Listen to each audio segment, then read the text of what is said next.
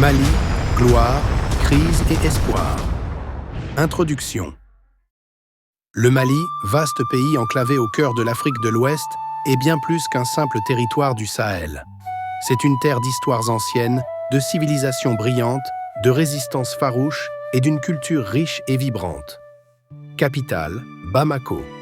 Langue, le français, mais surtout le bambara, le peul, le songhai. Le Mali, c'est l'Afrique dans toute sa diversité. 2. L'histoire glorieuse. Il y a des siècles, le Mali rayonnait sur le monde. L'Empire du Mali, fondé par Soundiata Keïta au XIIIe siècle, était l'un des plus puissants d'Afrique. Mais c'est avec Mansa Moussa, l'homme le plus riche de tous les temps, que le Mali atteint son apogée. En 1324, son pèlerinage à la Mecque impressionne le monde musulman. À Tombouctou, Djenné, Gao, les écoles, les bibliothèques, les mosquées fleurissent. Le Mali devient une capitale du savoir, du commerce et de la culture. 3. Colonisation et indépendance. Mais le temps passe. Au XIXe siècle, les colons français conquièrent le territoire. Résistances multiples, dont celle de Samori Touré. En 1960, le Mali devient indépendant sous la direction de Modibo Keïta, panafricaniste convaincu. Il rêve d'un Mali fort et uni, mais les tensions politiques, les coups d'État et les crises économiques vont fragiliser ce jeune pays. 4. Culture malienne. Malgré les épreuves, la culture malienne ne cesse de briller. Griots, conteurs et musiciens transmettent l'histoire de génération en génération. Le Mali donne au monde des voix puissantes.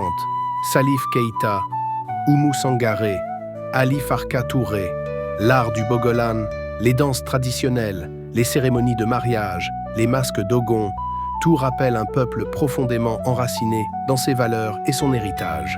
5. Crise, résistance et reconquête. Depuis 2012, le Mali traverse une grave crise sécuritaire. Dans le nord, des groupes djihadistes et séparatistes s'emparent de villes entières. Kidal, Gao, Tombouctou. Des populations fuient, des écoles ferment, l'économie s'effondre. Les armées étrangères interviennent, mais la paix reste fragile. En 2020, une nouvelle page s'ouvre. Le colonel Assimi Goïta prend le pouvoir après un coup d'État. Pour beaucoup de Maliens, c'est l'homme de la rupture. Il rompt avec la France, retire le Mali du G5 Sahel et affirme sa souveraineté. Les forces maliennes, réorganisées, entrent en action. Peu à peu, les villes autrefois occupées par les terroristes sont reprises.